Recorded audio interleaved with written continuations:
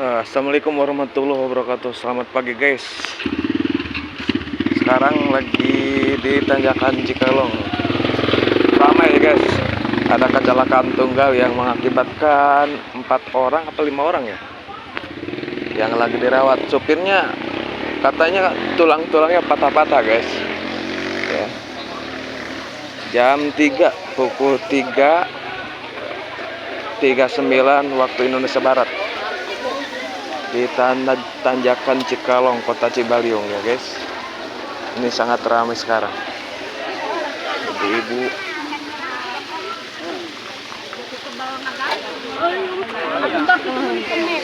Guys. Pokoknya